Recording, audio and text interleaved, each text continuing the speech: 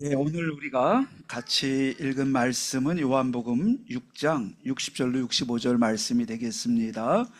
오늘 제목을 같이 읽을까요? 한번 읽겠습니다. 시작. 유일하고 참된 믿음, 이렇게 말씀을 제목을 같이 가지고 은혜를 나누고자 합니다. 믿음 생활에서 몇 가지 중요한 필요한 기준이 있습니다. 첫 번째는 예수님을 누구로 아느냐가 굉장히 중요한 기준인데, 예수님께서도 제자들에게 사람들이 나를 누구라 하느냐 물으시고 대답을 들으셨고, 그리고 너희는 나를 누구라 하느냐라고 물으셨어요. 왜 그랬냐면 예수님이 사역을 중간쯤 하시다가 제자들의 상태를 확인하고자 했던 거예요. 그래서 제자들이 예수님과 따라다녔지만 제자들이 얼만큼 예수님을 알고 따라오는지 질문을 하셨던 거지요. 거기에 베드로가 예수님은 그리스도시요 살아계신 하나님의 아들이십니다라고 성령의 감동을 받아서 고백을 했습니다. 순간적 고백을 한 거지요.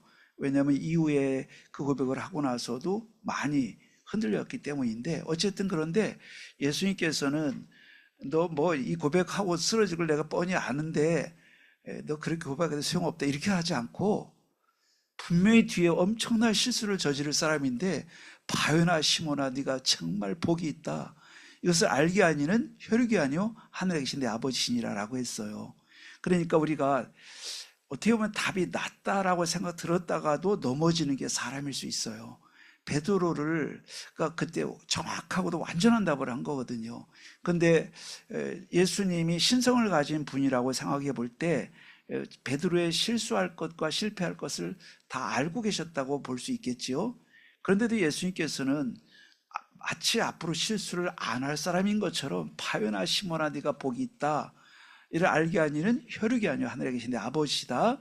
네 이름을 개바해서 베드로 반석이라고 해라. 그 위에 내 교회를 세우리라. 음부의 권세가 흔들 수 없으리라. 천국 열쇠를 주리라. 이렇게 세 가지를 말씀하셨는데, 사실은 예수님께서 그 말씀 그대로 축복하셨어요. 너무 중요한 거지요. 베드로가 그 이후에 고백을 하고 잘했냐, 잘한 것도 있지만 못한 것도 엄청 많아요. 특히 마지막 가서는 어떻게 좀 잘 해봐야 되는데, 진짜 기도하라고 할 때 1시간도 기도 못했고, 그 결과 시험이 오니까 즉각 넘어지고, 넘어짐을 넘어서 예수님을 3번씩이나 부인하는 실패를 하고 도망쳤어요. 이게 베드로였습니다. 그러면 그 앞에서 했던 고백은 어디 간 걸까요? 근데 그 고백이 없어지지 않아요.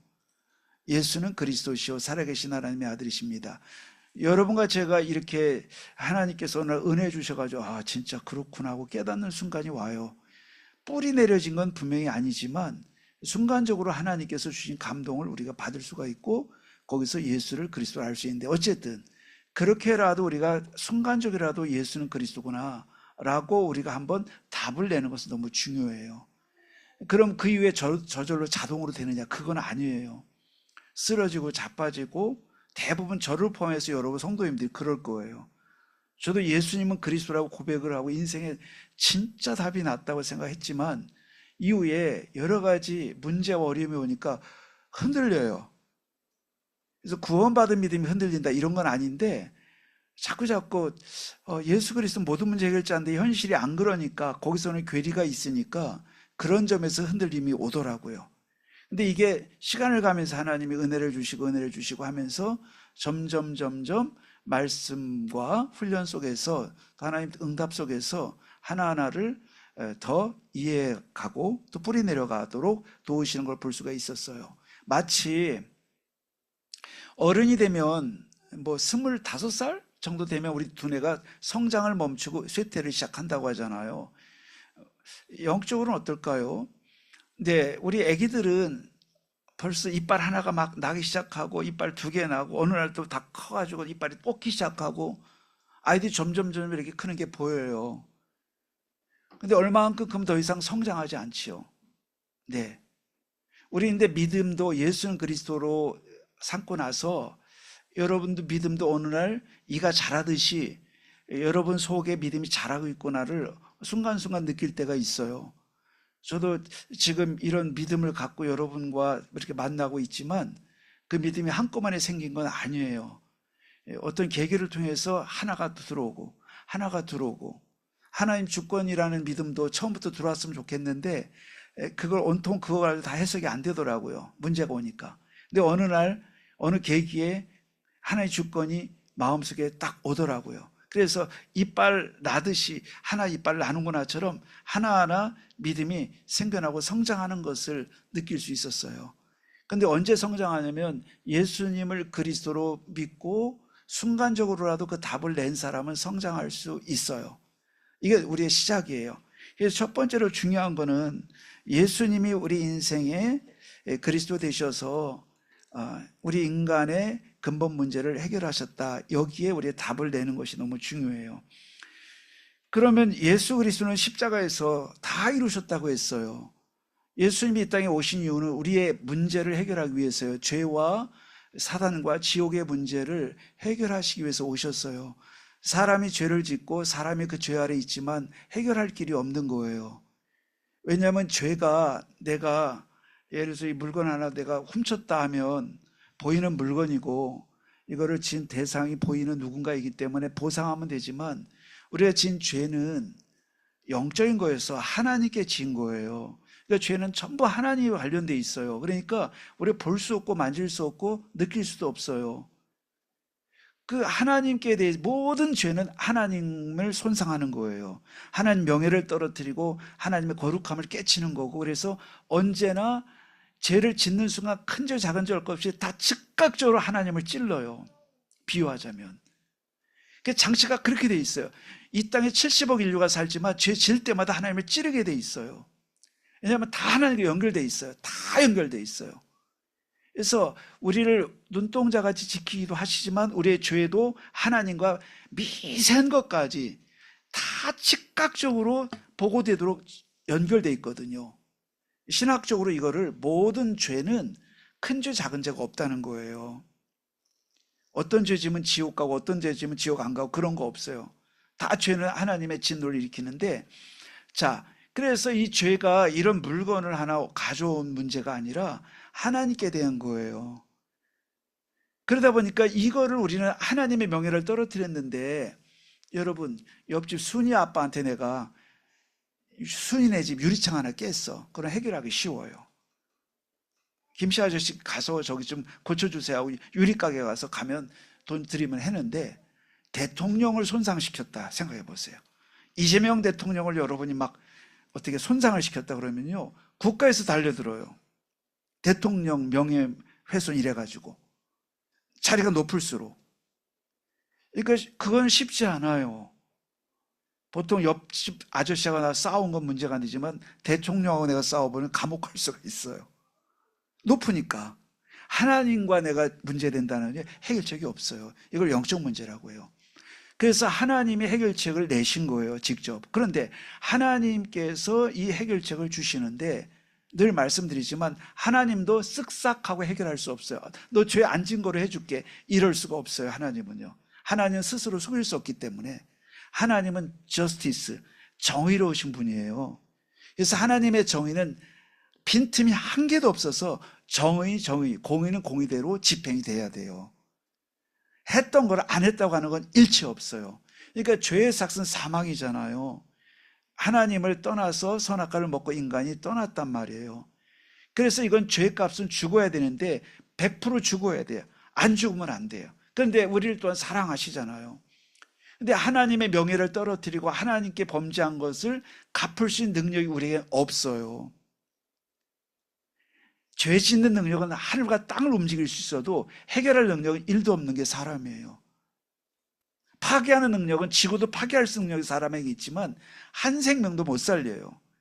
그런데 하나님께서 이거를 해결하시기 위해서, 그러면 이거를 해결하려면 해결할 그 권세와 자격이 있어야 돼요.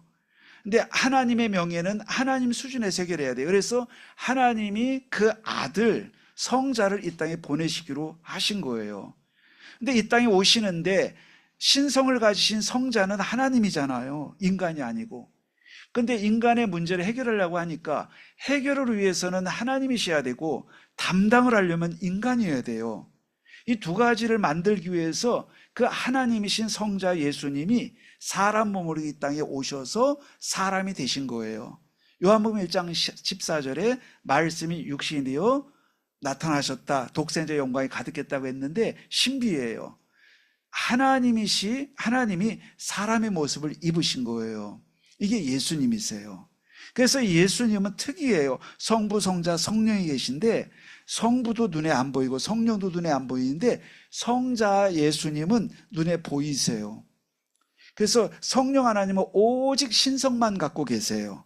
성령 하나님도 신성만 갖고 계세요. 근데 성자 예수님은 하나님이시면서 신성과 인성을 두 가지를 다 갖고 있는데 순전히 우리 때문이에요. 우리를 100% 살리시기 위해서 사람 몸을 입으신 거예요. 그래서 하늘에 올라가서 우리가 이제 천국 가서 하나님을 뵌다고 할 때 하나님은 여전히 볼 수 없어요. 영이시기 때문에. 그런데 우리가 볼 수 있는 분이 뭐냐면 성자 예수님은 하늘에 올라가도 인성을 여전히 보유하고 계세요. 신비하지요. 거기 계시면 신으로 끝나는 거 아니에요. 한 번 인성을 입으신 예수님은 영원히 인성을 입고 신체를 갖고 계신 하나님이 되세요. 가서 여러분이 직접 만날 분은 예수님이세요. 예수님 아주 특별하신 분인 거예요. 그렇게 해서 예수님이 이 땅에 오셔서 우리 죄의 문제 때문에 죽어야 되잖아요. 그런데 이분은 무한한 신성을 갖고 계시기 때문에 우리의 죄를 다 감당하고도 남을 능력을 보유하고 계세요.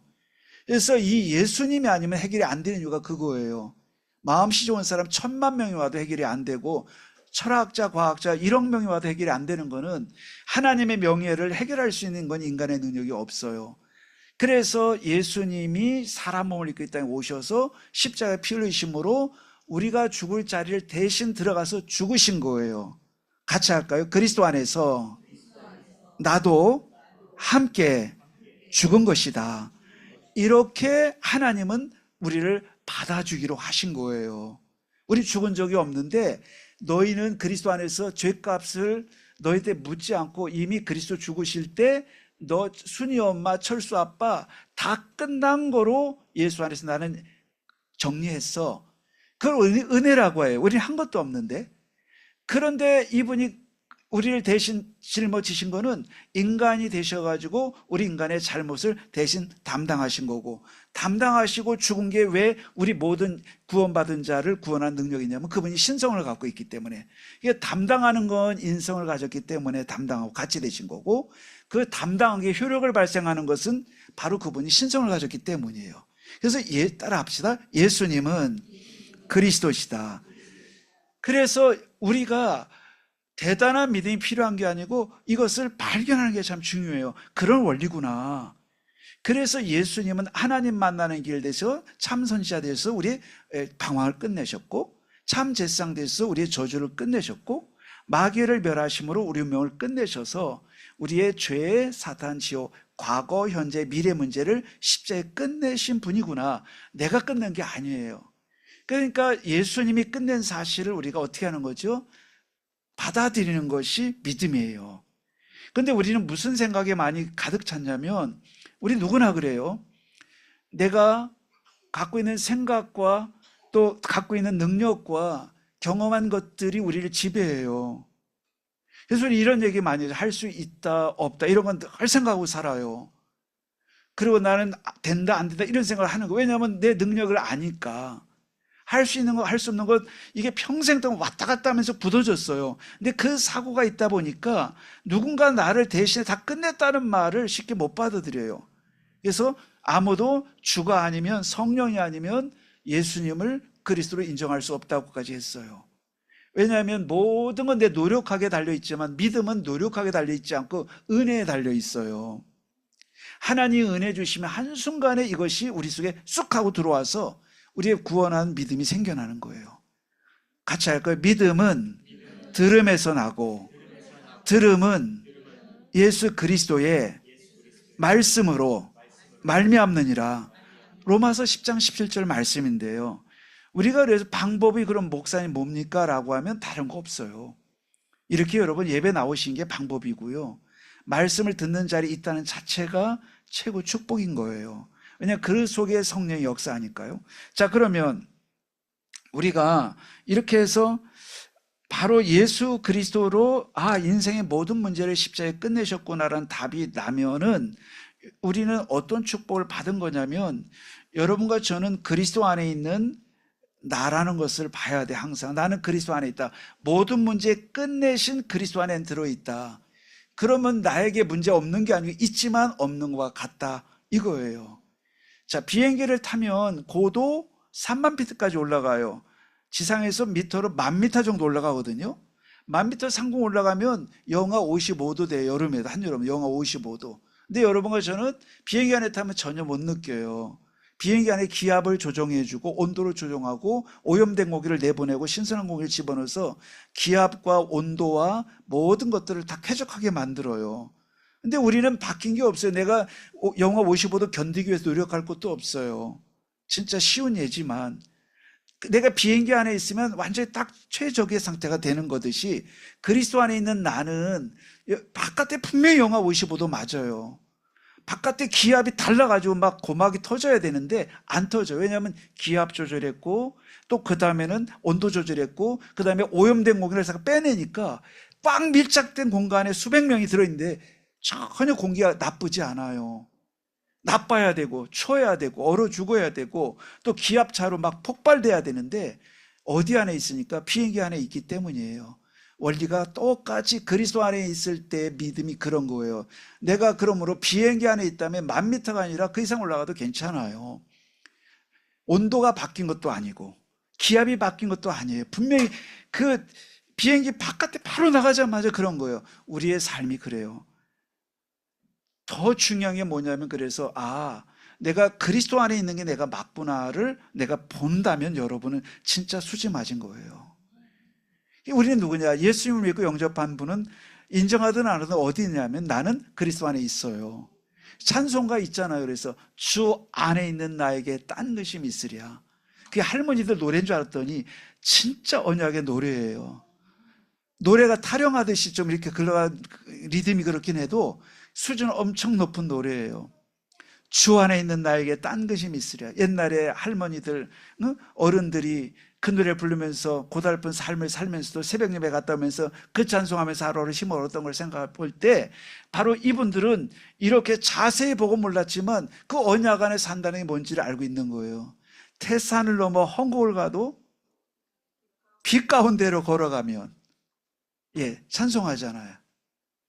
태산도 있고 험곡을 가서 큰 낭떠러지 떨어지듯이 험곡을 갈지라도 빛 가운데로 내가 이미 언약 안에 있으니까, 여러분과 저에게 뭘 바꾸라고 하는 게 아니고 내가 바꾸지 않은 나를 그리스도가 품고 있다는 사실을 아는 게 중요해요. 바꾸지 말라는 게 바꿔야 돼요. 우리 바꿀 것도 많고 고칠 것도 많은데 순서는 그게 아니에요. 바꿀 수 있는 수준이 못 되고 고칠 수 있는 수준이 아닌 걸 알기 때문에 먼저 어떻게 해요? 먼저 우리를 복음 안에 들어보내는 거예요. 들어보내서 시간을 두고 천천히 우리를 바꿔 가시는 거예요. 그거 알아야 돼요. 그래서 내가 안 됐다고 안 된 게 아니고 안 된 나를 그리스도 안에 주님이 데리고 계시고 함께 계시고 날마다 인정하는 게 믿음인 줄 믿습니다. 우리 다르게 생각하면 안 돼요. 자, 그리고 우리 가정 어때요? 우리 가정 말도 마세요. 너무 문제가 많이 있는 것 같습니다. 우리 자녀도 문제 있고 산업도 문제 있는데 똑같아요. 이미 여러분의 산업과 가정과 후대는 어디 있는 거냐? 그리스도 안에 있는 가정이고 그리스도 안에 있는 산업이고 후대인 것입니다. 가로 열고 이유가 있어요. 그래서 우리 아들에게 뭐가 있다? 문제 있는 게 아니고 이유 있다. 우리 집에 문제 있는 게 아니고 이유 있다. 하나님의 절대 계획이 있다 얘기하는 거예요. 어법을 바꿔야 돼요. 문제 있다면 진짜 문제 있는 거예요. 근데 이유 있으면 진짜 좋은 축복의 이유가 있는 거예요. 그게 바로 그리스도로 답이 났을 때 우리가 가질 믿음이에요. 그러면 내 미래 어떻게 될까요? 내가 나이가 점점 먹어가는데 미래를 대비해야 되지 않겠습니까? 인간적으로는 순전히 1000% 맞아요. 그게 틀렸다고 말 못해요. 그런데 하나님 분명히 말씀하세요. 너의 미래도 그리스도 안에 있는 거란다 말씀하고 있어요. 그 길을 걸어가는 사람이 필요한 거예요. 다 벌벌 떨기 때문에, 미래가 두렵기 때문에 못 가요. 그래서 가본 사람이 별로 없는 거야. 노인 되면 어떻게 되는 거야? 아닙니다. 우리 미래도 그리스도 안에 있음을 볼 수 있어야 되는 거예요. 자, 그게 바로 그리스도 닮는 거예요. 그래서 이 부분을 가지고 지금 오늘 당장 와 있는 현실에 여러분이 어디 계시든지 무슨 일이 있든지 간에 하나님은 그 문제를 통해서, 야, 김 집사야, 이 집사야, 그 문제 속에서 문제 준 건 문제가 아니고 그 문제를 통해서 퀴즈 하나 풀어. 예수가 그 문제 속에서 그리스도인 거 확인하고 나와. 그 기회 주신 거니까 우리를 업그레이드 시키는 기회예요. 할렐루야. 우리가 그래서 자꾸 틀리게 생각하면, 불신자처럼 생각하면 안 돼요. 문제는 문제일 뿐, 운명론자예요. 우린 교회 다니면서 운명론자적 해석법을 그냥 따라가요. 문제 온 건 문제다. 언제 말씀드렸어요? 하도 제가 몸을 혹사를 하다 보니까 갑상선이 왔어요. 진짜 갑상선이 와가지고 병원 가니까 의사는 평생 이건 약을 먹고도 고칠 수가 없습니다. 그 얘기를 H병원 의사가 얘기를 하는 거예요. 저는 아무것도 모르니까 그런 건가? 약을 일주일째 주고 정밀 검사하자고. 그래서 일주일치를 먹고 이제 기다리고 가려다 이걸 내가 먹어야 되나, 이런 약을. 어제까지 내가 멀쩡하고 전도 선교 다닌 사람이 갑자기 몸이 갑자기 그랬거든요. 내 자존심상 허락하지 않는 건, 내가 병자라고. 나 병자 아닌데. 그래서 안 먹었어요. 안 먹고 안 갔어요, 병원을. 그러고 나섰어요. 의사 말이 맞았겠지만 제가 왜 그런 생각했냐면, 의사가 과학자니까 맞는데, 그러나 과학자가 보는 건데 하나님이란 이 중요한 요소는 빼놓고 있어. 하나님을 진짜 믿는 의사라면 그렇게만 얘기 안 할 텐데, 그 사람은 아무리 똑똑한 의사라도 절대로 무지한 거예요. 내가 믿는 하나님을 그는 안 갖고 있어. 하나님 같은 건 교회 다닐 때 필요한 거지, 뭐 아플 땐 필요 없어, 이런 사람이거든요. 과학자니까. 그 과학자 말은 과학적으로는 딱 맞아요. 영적으로는 안 맞아요. 여러분, 그 사이에서 어떻게 하시겠어요? 과학자 말만 믿고 시한부 인생으로 따라가겠습니까? 예. 항상 하는 말이, 중환자실에 있을 때 당신이 좋아져도 평생 폐가 다 죽은 상태라 나서도 불안전해서 산소통을 늘 짊어지고 다녀야 될 겁니다. 휠지 않는 정도가 아니고 산소통을 매지 않고 코에 끼지 않고 당신 못 살 겁니다. 앞으로 퇴원해도. 이렇게 얘기했거든요. 그리고 딱 조건이, 저 위에 있는 분이 기적을 주면 모를까 기대하지 말라면서 그랬어요. 이게 과학자예요. 과학자 그때 눈을 본 거, 그때 그 시간 과학의 눈으로 볼 때 맞는데, 하나님 어디 가셨어요? 돌아가셨어요? 죽으셨어요? 십자가신 예수님 어디 가셨어요? 여러분, 우리의 어법이 운명론적, 과학론적으로 빠지면 안 되는 게 그건 게, 우리 진짜 약도 없어요. 만약에 하나님이 우리에게 성경책 주시고 믿음 주셨고 우리 자녀 삼아 주셨는데, 그 과학자의 얘기만 100% 믿고 큰일 났다, 문제 왔다고 한다면 여러분, 구원받은 자가 아닐 거예요. 구원받은 나에게 히든카드가 있어요. 뭐가 있어요? 나는 하나님 자녀고 하나님 살아계시고 이유가 있어요. 그래서 보이는 거로 우리가 판단하지 않아요. 그래서 저는 그 당시에 그 생각하면서, 하나님은 뭐라고 하시지 했더니 하나님 묵묵부답이세요. 하나님 맞아요 그랬더니 하나님이 아무 말씀 안 하세요. 그럼 맞다 할 텐데 맞다 소리 안 하시더라고요. 그래서 그럼 안 맞지, 의사 말이. 안 갔어요. 근데 나중에 점점 좋아지더니 끝났어요. 네, 여러분, 오늘 우리가 그래서 하나님의 그리스도 안에 있는 나를 보고 그리스도 안에서 내 문제를 보면서 하나님의 절대 계획을 찾아내는 사람, 이 사람이 결국 믿음의 사람이라고 할 수 있어요. 자, 이 절대 계획을 찾은 사람을 뭐라고 하느냐? 그리스도 닮는 사람이 찾으면 이거를 천명을 찾았다 그래요. 하늘의 명령, 하늘의 뜻이라고 하거든요. 그러니까 하나님께서 우리 성도님들에게 문제와 사건과 또 심각한 어려움 줬을 때는, 그런 속에 왜 나는 구원받았는데도 이렇게 큰 문제가 오나요? 라고 물을 때 큰 계획이 있어 라고 예수님은 항상 말씀하세요. 심지어 여러분 큰 문제 정도가 아니고요. 남에서 소경된 사람이 있었어요. 큰 문제가 아니고 운명이 돼버렸어요. 그런데 이 사람 죄입니까? 조상 죄입니까? 라고 했더니 누구 죄도 아니야 그랬어요.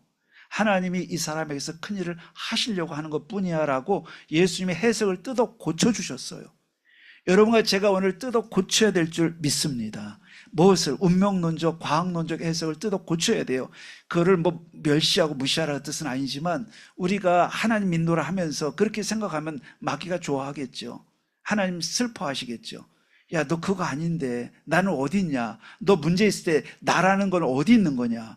응? 너만 생각하고 과학자만 생각하냐? 물어봐요. 그래서 이 천명을 찾은 사람은 바로 우리가 뭐를 갈 수 있어요? 천명을 찾은 사람은 소명을 찾게 돼요. 여러분, 소명을 영어로 콜링이라고 하거든요. 부르심. 왜 부르심이 여정을 가는 거라고 표현했을까요, 어제? 왜 부르심이 여정이라고 왜 달란트와 연결시켰을까요? 여러분, 종교개혁 시대로 돌아가야 돼요. 종교개혁 시대 존 칼빈은 잡이 아니고 콜링이라고 해요. 우리 직업을 콜링이라고 했어요. 하나님의 소명의식. 소명의식이 선교 나가는 사람만이 아니고 모든 성도님들이 어디가 직장 자체에 하나님 부름받고 거기 서 있는 거라고 직장을 생각하라고 했어요. 그래서 탤런트가 되고 직업이 되는 거예요. 콜링이. 보케이션. 직업이나 잡이나 이건 이게 콜링이에요. 그러니까 우리가 우연히 그 일하고 있는 게 아니고 하나님이 그 일에 나를 그곳에 파송하셔서 나는 미션을 갖고 가 있는 거예요. 여정을 가게 되는 거예요. 할렐루야. 그러니까 오늘 천명을 찾은 사람에게는 그 사람이 무슨 일을 하든지 무슨 학업을 하든지 업을 하든지 산업을 하든지 그것이 소명이 되고 그것이 여정을 가는 길이 되는 거예요. 그래서 요셉이 창세기 31장 1절 11절에 꿈을 꿨습니다. 그게 천명이에요. 요셉아, 너는 비록 이러이러한 가정이 행복하지도 않은 가정에서 있지만 내가 너를 지키는 거야. 너 가정을 불행하다고 생각하지 마. 내가 너와 더 함께해. 내가 너한테 하나 꿈을 더 줄게. 해와 달과 열한별이 절하는 걸 보여주시면서 너는 장차 세계를 복음화하는 일을 할 거야 라고 꿈을 심어주셨어요. 그리고 이 천명이 생겨나고 하나님 절대 계획을 본 거예요. 아, 우리 엄마가 없는 이유가 있었구나. 우리 엄마가 없었던 이유가 있고 엄마가 3명인데 가짜 엄마들 틈바구니에서 내가 시달렸던 이유가 있구나. 형들이 나를 핍박하고 하루도 편치 않게 하면서 하나님만 바라보게 했던 이유가 있구나를 본 거예요. 상처를 아예 안 바라버렸어. 상처를 아예 통과해 패스해버렸어요. 그랬는데 그걸 하고 났더니 어느 날 노예 가고 감옥 가고 막 왕궁 가잖아요. 그게 바로 여정인데 소명이에요. 거기 가서 그가 한 일이 뭐냐 했더니 일이에요. 노예니까 무슨 뭐 큰일 하겠어요? 허드렛 일 하는 거죠. 노예는 그냥 땀 흘리는 일이지 무슨 가치 있는 일하고 뭐 재판을 하고 이런 일이 절대 아닌 거예요. 그냥 육체 움직여서 하는 제일 밑에 사람이 하는 일을 하는 거예요. 그런데 그게 콜링이에요. 근데 그 일 갖고요, 그 현장을 다 바꿨어요. 아니, 보디발이라고 하는 높은 관직을 갖고도 자기 집을 꼼짝도 못하게 하는데 못 바꾸는데 맨날 땀은 일을 하면서 그 집 전체를 다 바꿨어요. 여러분, 내가 하는 일이, 여러분 지금 처한 현장이 내가 갖고 있는 기능이 작은 거여서 안 된다고 생각하면 안 돼요. 작은 거 없어요. 천명을 잡은 자에게 작은 건 하나도 없어요. 내가 하나님 절대 이유가 가슴에 있는 사람에게는 노동이든지 그 판사를 하든지 의사를 하든지 아니면 교수를 하든지 아니면 휴지를 줍든지 사실 그건 비본질이에요. 바로 그것이 콜링이 되고 여정이 되는데 그래서 거기서 그가 한 게 딱 하나밖에 없어요. 요셉이 그 콜링을 어떻게 했어요? 여정 어떻게 갔어요? 땀 흘린 것밖에 없어요. 아, 땀 흘린 기억밖에 없어요. 그런데 세상을 바꿨어요. 큰일 한 것도 아니에요. 아무나 하는 일. 그것도 버림받은 자나 하는 일. 그런데 다윗을 보시죠. 다윗이 배다른 형제들 속에서 7형제하고 배가 달라요. 첩의 아들이에요, 다윗은. 그러니까 형들이 미워하는 게 당연한 거예요. 아우, 저건 뭐. 근데 아이가 똑똑하거든요. 어디를 지켰냐면, 야, 우리 동생 같으면 오냐 하고 어디 일 시키지 마세요. 제 귀하게 키워야 돼. 형들 같은 그러는데 가짜 형들이니까 제 제일 허드렛 일 시켜요. 그게 어디냐면 산속에 가서 양치기에 최하빨이 일이에요. 사무엘 선지자가 왔을 때도 7명은 머리 기름 바르고요, 막 자기가 뽑히려고 애를 쓰는데 멋지게 생겼어요. 사무엘의 감동이 안 오고 하나님께서 감동 안 주시는 거예요. 외모 보지 마라. 내가 이미 외모는 버렸다. 사람은 껍데기를 보지만 나는 진짜 속을 본다면서 7명 아무것도 패스. 내 마음에 드는 사람 하나도 없다. 그랬더니 어디냐? 또 없냐 했더니 있다는 거예요. 어디냐? 아들 같지 않은데 그 누구야? 데리고 와라. 밥도 안 먹겠다. 막 사무엘이 그러니까 데리고 와서 봤더니 하나님 죄다 그런 거예요. 근데 얘가 왜 목동을 했겠어요? 막내라서요? 아닙니다. 막내라서 일을 맡긴 게 아니고 의붓아들이고 배다른 형들이 미워했어요. 엄청 미워했어요. 요셉처럼 똑같아요. 집안의 행복에는 1도 없는 다윗이에요, 사실은. 그래서 그렇게 됐는데 거기서 양치기, 성경 묘사하기를 양을 친 것밖에 없어요. 제일 허드렛 일 했는데 이 일을 갖고 내가 앞으로 뭐가 돼? 아무것도 아닌데 내가 제일 핫바리 직업이 됐는데 하나님이 이스라엘의 목자로 끌어냈다고 했어요. 묘사가 너무 기가 막히지 않아요? 제일 꼬발이 일해서 제일 높은 이스라엘 왕으로. 우리가 그 속에 하나님의 언약과 하나님의 계획이 내 마음에 들어있다면 사실은 작은 일이 없습니다. 아무리 큰 일을 줘도 그 사람은 작은 일이 돼버려요. 사소한 일이 돼요. 대통령을 해도 사소한 사울왕은 사소하게 끝났어요. 최고 높은 자리 같지만 사소한 사람 됐어요. 아주 사소한 사람 됐어요. 왕이 됐지만 아무것도 nothing이에요.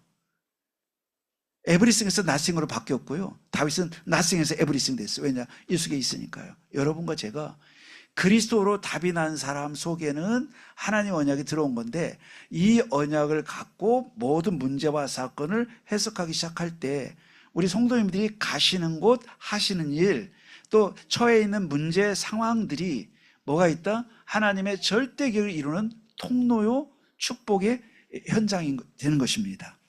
바로 이 요셉이 그래서 그 길을 간 거예요. 그러므로 우리는 오늘 어떤 형편과 문제에 있든지 복음 속에 있다고 한다면 그것이 전부 축복의 여정이에요. 이걸 우리 갖고 가는 거예요. 그러면 이거를 갈 때 우리 어떻게 될까요? 여러분과 저는 이렇게 복음의 답을 갖고 이렇게 하나님의 이유를 갖고 가는 우리 성도님들이 가는 곳엔 뭐가 된다? 이정표가 서기 시작해요. 사명, 곧 생명운동, 생명 살아나고 살리는 역사가 시작돼요. 거기에 여러분 응답도 오는 거고요. 그래서 하나님이 이렇게 하는 사람들을 하나님 축복하지 않을 수가 없어요. 하나님 그래서 이런 보이지 않는 길 속에 보이지 않는 길을 열고 이렇게 복음의 답을 갖고 또 하나님 절대 이유를 찾은 사람들이 계속 가게 되면 끝은 뭐냐? 이정표가 서고 기념비가 서고 하나님의 생상 살리는 응답이 시작되는 거예요. 그래서 우리는 이 세 가지를 잘 기억을 해야 되겠어요. 이제 그렇다면 우리는 날마다 해야 될 일은 말씀을 붙잡고 좀 더 하나님께 집중하는 시간이 필요해요. 그것이 우리가 이 길을 가고 응답을 누리는 길이에요. 그러면 오늘 이 본문 말씀을 보면서 이런 믿음을 가졌다면 이 사람이 유일하고 참된 믿음을 가진 건데요. 유일하고 참된 믿음은 어떤 것이냐? 오늘 말씀드리려고 해요. 오늘 6장 50절로 60절로 65절까지 보니까 사람들이 나는 하늘에 내려온 산 떡이다 라고 말하니까요. 갑자기 떡 줄 때는 괜찮은데 떡을 먹고 났을 때는 괜찮고 예수님 좋다, 이분 따라다니면 뭐가 있겠다 했는데 나는 하늘에서 내려온 산 떡이다 갑자기 하니까 사람들이 무슨 소리지 이게? 그러면서 말씀이 어려워지네 하면서 슬슬 뒷고무줄을 빼기 시작한 거예요. 60절에 보니까 어렵다 그랬어요. 어렵다. 누가 들을 수 있느냐. 그래서 예수님도 아시고 막 그렇게 얘기하니까 이게 걸림이 되느냐, 소화가 안 되지 그랬어요. 이 말이 너희들 이해가 잘 안 될 거야, 걸림이 되지 그랬어요. 그게 61절이에요. 그런데 62절에 더 큰일이 있을 건데 이제 인자가 이전에 있던 곳으로 올라가는 걸 본다면 어떻게 되냐, 더 큰일. 아니 내가 하늘에 내려온 산 떡이라는 말도 이해 못한다면 내가 죽고 십자가 죽고 부활해서 승천해 간다는 걸 믿을 수 있겠느냐, 그렇게 물으시는 거예요. 그러면서 63절에 우리가 어떻게 해야 되냐 했더니 63절 살리는 것은 영이니 육은 무익하니라. 너희가 인간의 생각과 인간의 경험과 지금까지 살아왔던 삶의 방식과 사고관과 세계관을 갖고는 죽었다 깨나도 내 말을 알아들을 수가 없다는 거예요. 이게 바로 63절이에요. 살리는 것은 영이라고 했어요. 영으로 깨달아야지 내가 들은 지식으로 못 깨닫고 내가 가진 경험으로, 아까 그 H병원의 의사가 저한테 했던 말이 육신적인 얘기거든요. 과학적인 얘기는 육신적인 얘기예요. 나쁘다는 뜻이 아니고 그냥 물질적인 얘기예요. 그런데 이 사람이 하는 얘기를 들으면 그거 따라가야 돼요. 우리는 그걸 넘어서요. 영의 세계가 있어요. 하나님의 말씀의 세계가 있어요. 그래서 63절에 살리는 것은 영이니 육은 무익하니라 그랬어요. 육은 무익하니다 했으니까 하나님 말씀, 예수님 말씀, 복음을 우리가 육신적인 눈을 계속 갖고 있으면 죽는 것까지 못 깨닫는다 그거예요. 왜 어떤 분은 그렇게 복음을 들었는데 못 깨닫고 믿지 않을까요? 이분은 육이기 때문에 그래요. 인격이 뭐 나쁘다 이 뜻이 아니에요. 차원이 완전 육신에 있기 때문이에요. 영의 세계가 꽉 닫혀 있어요. 이게 눈으로 볼 수 있어야 돼요. 아, 저분은 완전히 닫혀 있구나. 그러니까 아무리 들려줘도 들어가지 않아요. 예수님 그런 거예요. 그래서 무익해져요. 그래서 육은 뭐에 무익하냐면 하나님 말씀을 깨닫는데 도움이 안 된다 이 뜻이에요. 이 본문을 다시 보세요. 63절 살리는 것은 영이에요. 내가 말씀을 듣고 아멘, 내가 말씀을 듣고 맞아, 말씀을 듣고 그렇지 성취될 거야, 이것을 마음에 갖는 건 뭐예요? 성령의 역사로 우리가 깨달을 때만이에요. 그러나 육은 이런 일에 뭐다? 쓸모가 없어요. 유슬리스예요. 한마디로 아무 가치가 없어요. 쓸모가 없어요. 우리가 명문대학을 나왔는데요, 그 사람 판사, 사자 직업을 갖고 있는데요, 유슬리스예요.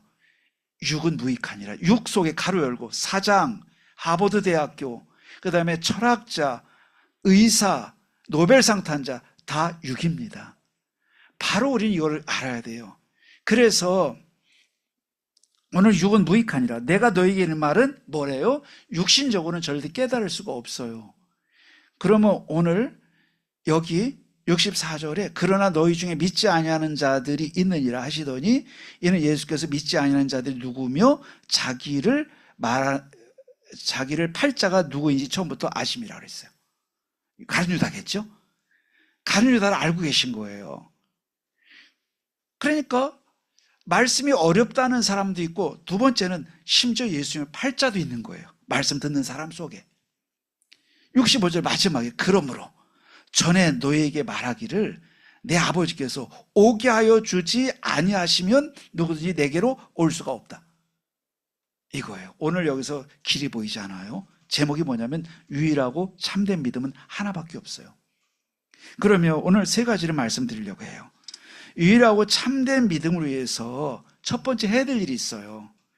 여러분이 첫 번째 대지를 들으면서 나는 그렇게 해야겠다는 마음 먹으시면 좋을 것 같아요. 첫째, 말씀을 들을 때 언약으로 붙잡으라는 거예요. 첫 번째입니다. 왜냐하면 사람들이 믿지 못해요. 왜 믿지 못하냐면 내 생각과 맞지 않기 때문이에요. 내 상식과 맞지 않기 때문이고요. 그 사람들이 틀린 건 아니에요. 사실은 믿지 않는 분들이 다 틀렸어 말할 수는 없어요. 그분들이 볼 때는 그게 안 믿어지는 게 맞거든요. 왜냐하면 그들의 생각과 경험과 판단과 자기들의 가치관을 그대로 갖고서 보려고 하니까 안 보여, 육이기 때문에. 그래서 우리는 어떻게 가는 게 좋으냐라고 할 때, 우리 구원받은 자녀가 맞다면 말씀을 받을 때 뭐로? 절대 성취될 언약으로 붙잡는 거, 이것이 첫 번째 원칙이에요. 그래서 이런 믿지 못하는 분들이 있잖아요. 여기 60절 61절에 보니까 제자 중 여럿이 듣고 말하되 이 말씀이 어렵다 그랬어요.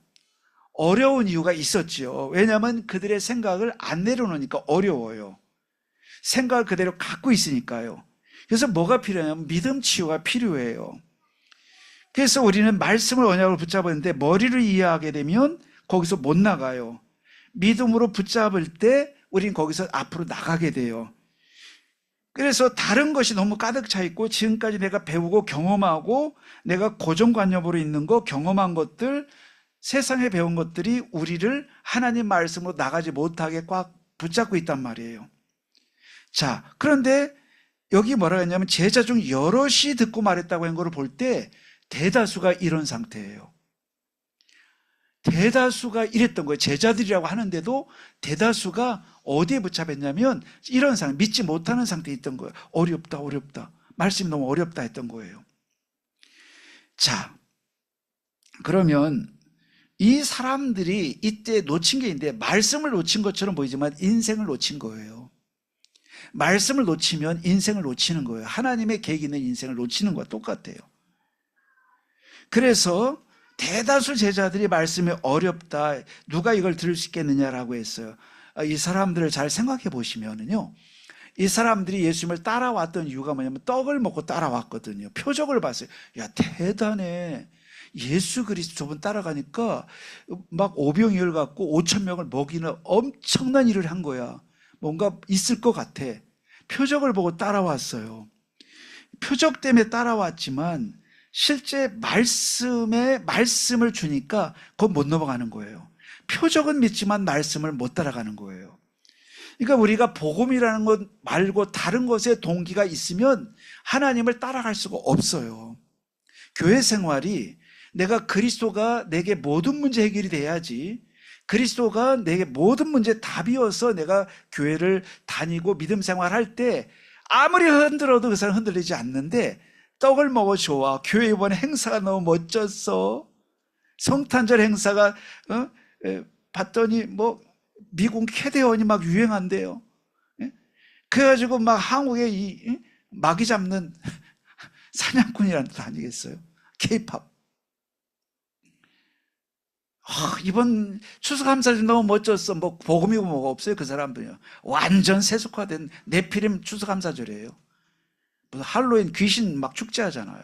완전 갈 때까지 갔어요. 아주 뉴에이지 사상이 완전 집합체가 미국입니다. 아니 100%입니다.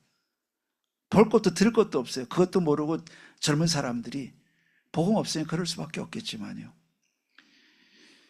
그래서 이제 표적 보고요. 교회도 분위기가 좋아야 돼. 맞아요. 분위기가 좋아야 되는데 그거는 끝까지 이러면 큰일 나는 거예요.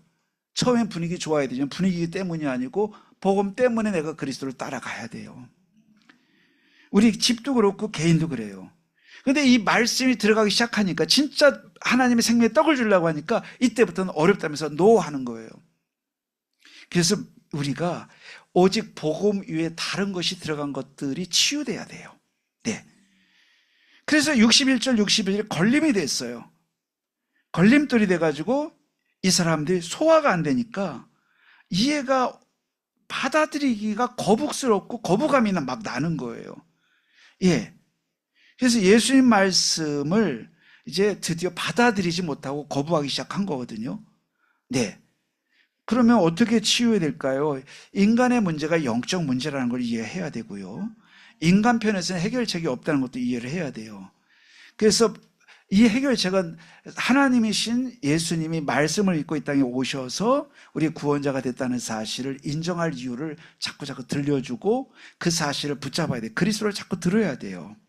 그것이 치유책입니다. 그래서 살리는 것은 영이니 육은 무익하다고 말씀하고 있어요.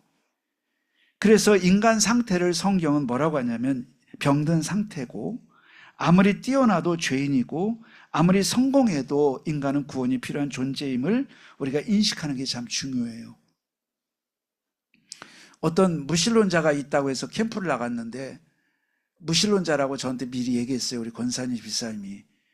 이분은 자기는 대놓고 무신론자라고 하는데 한번 목사님 가서 복음 전하라고 해서, 뭐 제가 더 잘 전할 수 있겠어요. 근데 제가 멘트를 그렇게 했어요. 당신 이게 오리하는 집이었어요. 오리하는 집이었는데, 오리 요리하는 집인데 가게를 차리고 하는데 자기 무신론자라고, 하나님 같은 거 아예 없다고 자기 생각한다고. 그래서 한번 들어보세요. 한번 들어보시는데 난 당신 생각을 존중한다고, 당신 생각이 일리가 있을 거라고, 왜 그렇게 생각하는 이유가 있을 텐데 한번 제 얘기를 들어보시라고 했더니 듣더라고요. 근데 당신 한 번도 안 들어본 얘기 하겠다고. 당신이 안 믿는 건 좋고 존중하는데 지금까지 무신론 되는 과정에서 한 번도 못 들어본 얘기를 내가 해주겠다고 했더니 그건 관심 있게 들어요. 구원 얘기를 했죠. 그랬더니 이분이 듣고 영접했어요. 영접한 게 중요한 건 아니겠지만 중요한 거는요, 여러분, 우리가 한 사람에게 인간의 문제가 영적 문제고 인간은 해결할 길이 없다는 사실을 전달해 주는 게 너무 중요해요. 그래서 정확한 복음을 전해주는 게 중요해요. 그래서 우리는 기본으로 돌아가서 이 믿음을 치유하는 가장 좋은 방법은 이 구원의 길을 원색적으로 정확히 한번 듣도록 만들어주고 또 얘기해 주는 거예요. 그것이 우리가 해야 될 일이에요. 성령이 나머지 역사하는 거고요. 여러분 통해서 여러분 정말 하나님 말씀을 우리는 어떻게 해요? 하나님 말씀을 언약으로 붙잡는 거예요. 이것이 되고요. 이걸 안 되는 현장에는 믿음을 치유해 주는 거예요. 치유해 주는 방법은 원색적인 복음을 간단하고 심플하게 상대방을 존중하면서 전달해 주는 거예요. 그래서 하나님께서 그 사람을 치유하면 이 사람은 하나님의 자녀가 될 수 있어요. 여러분 승리하시기를 축원을 드립니다. 두 번째로는 중요한 것은 유일하고 참된 믿음은 어떻게 하는 거냐 했더니 모든 사람을 복음으로 진단하라는 거예요. 모든 사람을 복음의 눈으로 진단해야 돼요. 이것이 유일하고 참된 믿음의 방법이에요. 자, 그러니까 모든 사람을 볼 때 복음의 눈으로 보고 해석을 자꾸 해야 돼요. 자, 그러면 우리는 나와 맞는 사람만 있는 게 아니고 나와 안 맞고 심지어 어렵게 하는 사람도 있어요. 그것도 저 일본에서 나를 어렵게 하면 그건 잊어먹으면 되는데 바로 옆에 사람이 나를 어렵게 하거든요. 심지어 집안에서 원수일이라 이런 말씀이 있듯이 더 힘들어요. 그러면 교회에서도 힘든 거예요. 직장에서 힘들어요. 그럼 어떻게 해야 되겠어요?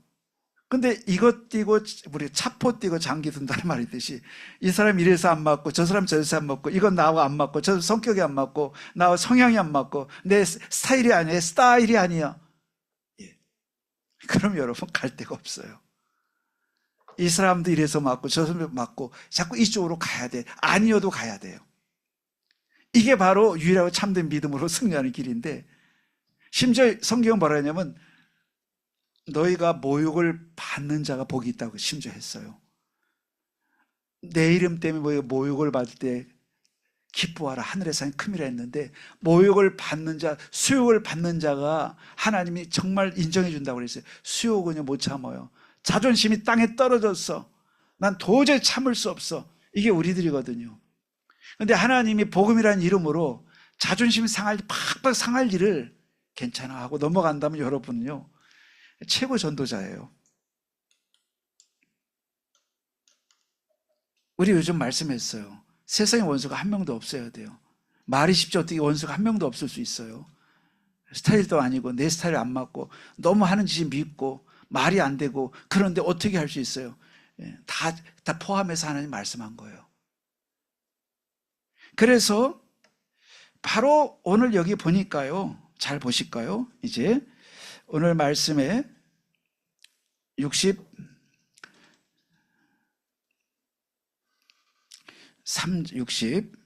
여기 보시기 바랍니다. 3절 보시죠. 살리는 것은 영이 유무룩하니라고 그랬죠. 내가 이런 말을 영이요 생명이라. 그러면서 그러나 너희 중에 믿지 아니하는 자들이 있느니라 하시니 이는 예수께서 믿지 아니하는 자들이 누구며 자기를 팔 자가 누구인지 처음부터 아심이라 그랬어요. 그럼 가룟유다가 지금 있잖아요. 그 앞에 뻔히 예수님 팔 거를 아는데 일을 맡겼거든요. 가룟유다는 전혀 눈치 못 챘겠죠. 예수님은 다 알아요.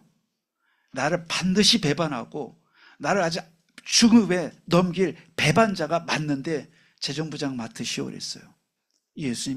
예수님이란 목사님은 그런 거예요. 원수니까 일하지 마 이렇게 안 하고요. 재정부장 맡으세요. 오 진짜? 당신은 무슨 부장, 봉사부장 맡으세요. 이거 쉬운 일 아니겠지요. 예수님의 구성을 보니까요. 다 한결같이 믿을 놈이 하나도 없어. 제자들 다 도망칠 놈들이에요. 심하게 하면. 근데 다 맡겼어요. 너 선교부장 해라. 너 재정부장 해라. 너 방송부장 해라. 뻔하거든요. 도망칠 게 뻔하고 안 할 게 뻔하고. 근데 예수님께서 뭐라고 했냐면 아닌 척, 도망 안 할 사람인 척, 배반 안 할 사람인 척 중요하게 다 해줘요. 나는 십자가 지고 죽을 것이다. 메시지를 다 하시고 기적 다 해주시고 이래 다 도망치고 배반할 사람들인데 다 그냥 했어요. 근데 모든 사람을 복음의 눈으로 진단하라는데요. 진단이 돼야 뭐가 되죠? 이해하고 수용하고 초월할 수 있게 돼요. 이것이 유일하고 참된 믿음이에요. 사람에 관해서는 다른 거 없습니다. 여러분, 저 사람의 복음이 있냐 없느냐 이것을 우리가 봐야 되는 거고요. 복음이 있다면 거기 맞는 대답을 주면 되고, 복음이 없다면 이해를 해버려야 돼요. 저 사람이 복음이 있다면 저렇게 행하지 안 하고, 복음 깨달았다면 저렇게 하지 않을 텐데, 이해하고 수용하고 초월해야지요. 우리 앞에 얼마나 많은 사례가 많아요. 예수님이 그 증거를 보여주는 거예요. 예수님 분명히 그랬어요. 너희 중에 나를 팔 자가 있다. 예. 근데 하필이면 가룟유다가 돈을 맡고 있어요. 제일 중요하잖아요. 제일 똑똑하잖아요. 누가 보면 저 사람 수제자인데, 아무것도 속도 모르는 사람들은 저 사람 수제자 같아. 늘 예수님 옆에 바짝 붙어 있으니까 수제자야. 근데 예수님은 속으로 웃으시겠죠. 아닌데, 몰라서가 아니고 그냥 가는 거야. 기회를 주는 거야. 말하는 거예요, 여러분. 그러면 여기에 믿지 않는 거죠. 여기 믿지 않는 자가 있다 그랬어요. 그러니까 뭐가 필요하죠? 복음이 필요해요. 그래서 모든 사람은 복음이 필요해요. 그래서 우리가 그 사람이 어떠든지 간에 복음을 줄 수 있는 분위기를 만들어가는 것이 우리 할 일이에요. 그래 이해 수용 초월이에요. 다른 걸 우리가 얘기하면요, 뭐가 돼? 똑같이 되는 거예요. 오늘 예수님께서 스스로 도망치고 스스로 배반하기까지 기다렸지. 미리 너 저리 가, 너 저리 가. 나중에 깨닫고 돌아왔어요. 베드로가 배반하고도 최고 제자가 진짜 됐어요. 예수님께서는요, 한 번도 정죄하지 않으셨어요. 계속해서. 그래서 이 복음이 필요한 사람에게 복음을 주는 거고요. 우리가 그래서 복음 주지 않고요, 자꾸 정죄하고 판단하고 그 다음에 저 사람 틀렸어. 그 시간에 우리가 복음 줘야 되는 거거든요. 그 시간에 우리가 말씀을 줘야 되는 시간이거든요. 그러니까 말씀의 문이 닫히고 복음의 문이 막히는데, 이게 여기도 막히고 저기도 막히면 결국 하나님이 여러분 입을 닫아버려서 전도 못하게 만들어요. 전도를 못하는 인생이 돼요. 전도 못하는 사람, 똑똑한 사람 많아요. 말 바르게 하고 똑똑해요. 저 사람 틀렸어, 맞았어, 저 사람 왜 저랬는데 전도가 잘 안 될 거예요. 할 수가 없어요. 왜냐하면 그거는 하나님과 안 맞아요. 오늘 그래서 모든 사람을 복음의 눈으로 우리가 진단하는 게 그거예요. 저 사람 복음이 필요하지. 그래서 이 요셉이 보디발의 아내를 절대로 보복하지 않았어요. 불쌍히 여겼지요. 여러분, 이게 우리가 지금 유일하고 참된 믿음으로 승리하는 길인 줄 믿습니다. 예. 그래서 가룟유다는요, 들리지도 않았고 보이지도 않았어요. 그래서 우리가 거기에 답을 줘야 되는 거예요. 예수님께서 끝까지 했던 걸 기다린 거예요. 가룟유다에게 회개할 기회를 주신 거예요, 사실은. 심지어 마지막 성찬식을 하면서 누가 파시는 거예요? 물을 때 지금 여기다가 손을 내밀어서 지금 찍는 이 사람이 가룟유다 마침 포도주를 찍고 있었거든요. 그 사람이 결국은 팔자다라고 얘기했는데 제자들 못 알아들어요. 계속 물어, 누구라고요? 지금 음식 갖다 먹는 저 사람이 가룟유다. 그럼 제자들 들으라고 한 게 아니고 가룟유다 들으라고 한 거예요. 예수님 다 알고 계셨구나. 회개하라고. 회개가 안 돼요. 회개 안 돼. 끝까지 가던 일을 가버렸어요. 이게 무서운 거예요. 보이지 않고 들려줬어요. 그런데 예수님 끝까지 한 게 뭐냐면 진단하고 답을 준 거예요. 기회를 자꾸 주는 거예요. 여러분, 그러므로 오늘 그럼 목사님 이렇게 말씀을 줘도 안 받고 믿지 않는 사람은 어떻게 해야 돼요? 라고 할 때 바로 그것은요, 스스로도 할 수 없고 우리가 임의적으로 할 수 없기 때문에, 그래서 뭐가 필요합니까? 배경에 기도가 필요해요. 흑암을 꺾는 기도가 필요한 것입니다. 계속해서 우리가 바로 흑암을 꺾고 배경으로 해서 기도해 주는 것이 필요한 것입니다. 그럼 우리가 복음으로 진단하는 이유는 기도해 주기 위해서예요. 우리가 말을 잘 듣는 사람만 모으는 게 교회가 아니에요. 말을 잘 듣는 사람만 소통하는 게 성도님이 아닌 거예요. 사실은 원수도 섞여 있고요, 까다로운 사람도 섞여 있는데, 그때 여러분이 복음의 포크페이스가 돼가지고, 그렇지, 복음을 줘야지, 복음을 줘야 되지, 이거로 돌아가야 돼요. 그래서 언제나 그래야 돼요. 여러분, 그래서 우리는 팩팩팩팩 돌아서는 거 우리 체질일 수 있지만 빨리 벗어나는 게 우리가 승리하는 길이에요. 그래서 나는 아무도 나에게 적이 없습니다. 뭐 대놓고 할 건 없지만 속으로 그렇게 생각해야 돼요. 마귀가 두려워하도록. 그래서 여러분, 언제나 우리가 맞든 맞지 않든지 간에 진단해야 돼요. 그리스도로 진단하고 보면 그 사람이 불쌍한 복음 필요한 사람이에요. 그거 흑암을 꺾고 기도하는 거예요. 그래서 기도할 것밖에 없죠. 싸울 것도 없습니다. 이게 바로 100% 승리하는 길이에요. 여러분, 모든 사람을 복음으로 진단하고 기도해 줄 수 있기를 축원을 드립니다. 마지막 세 번째로는 하나님의 주권으로 모든 것을 해석하라입니다. 유일하고 참된 믿음이에요. 그래서 여러분과 저는 여기 오늘 말씀해 보니까 66절에 그러므로 전에 너희에게 말하기를 내 아버지께서 오게 하여 주지 아니하시면 누구든지 내게 올 수 없다고 그랬죠. 결국 하나님 택한 자가 따로 있어요. 네, 그래서 하나님의 주권으로 모든 걸 해석할 수 있어야 돼요. 그러면 결국 이 하나님의 사람들의 특징은요, 하나님의 택한 자들이에요. 하나님 택한 사람은 결국 구원받고 말씀받고 은혜 받아요. 우리는 이걸 모르기 때문에 말씀을 주고 진단하고 답을 자꾸 주는 거예요. 결국 하나님께 맡기고요. 그리고 하나님이 택한 자이기도 하고 이들은 하나님이 원하시는 자들이에요. 그래서 우리가 하나님께 부르시는 자는 다 온다고 했는데 우리의 결단도 아니고 우리의 주도권도 아니고 우리는 자꾸 변했지만 하나님 계획은 변하지 않아요. 그래서 하나님이 원하시는 자이기도 하고요. 또 더 나아가서 예정된 자예요. 예. 그래서 아버지가 오게 하여 주지 아니하시면 누구든지 내게로 올 수 없느니라 그랬어요. 그래서 우리는 여기서 기억을 해야 돼요. 하나님의 주권으로 모든 걸 해석하고 믿는 자는요, 영세전 예정을 믿고 절대적 보호를 믿고 절대적 안전 속에 있음을 알기 때문에 예, 사실상 우리는 이 눈으로 모든 것을 우리는 해석할 수 있게 돼요. 그래서 유일하고 참된 믿음은 모든 사건 속에 하나님의 이유가 있고 계획이 있음을 자꾸 보는 거예요. 사역도 그렇고 사람도 그래요.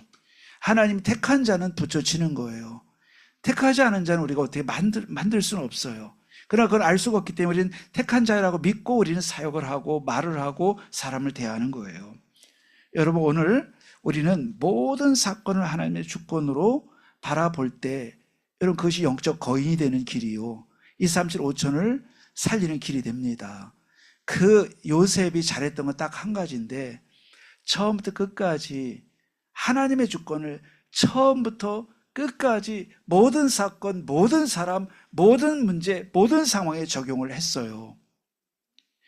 형들을 만났을 때도 그랬어요. 하나님께서 나를 보냈다고 했죠. 마지막 죽을 때도 그랬어요. 내가 하나님이 당신들 우리를 해하려고 했지만 하나님이 바꿔서 선으로 바꿔주셨습니다 하면서 마지막 순간에 또 주권을 고백해요. 그래서 요셉이 잘했던 거는 하나님의 주권을 가끔 한 게 아니고 에브리바디에 대해서 모든 케이스에 대해서 다 주권을 인정했어요. 이번 주 우리가 할 일이 있다면 주권을 몰라서가 아니고 내 직업, 가정, 자녀, 사업, 모든 미래에 대해서 하나님 주권을 적용하고 해석하는 것인 줄 믿습니다. 그것이 오늘 우리가 해야 될 일이에요. 오늘 말씀을 다 정리했습니다. 이번 한 주간 우리가 집중하는데 집중하면 좋은 건 나를 세우는 길이기 때문에 그래요. 그리고 현장에서 하나님의 역사를 놓고 기도합시다.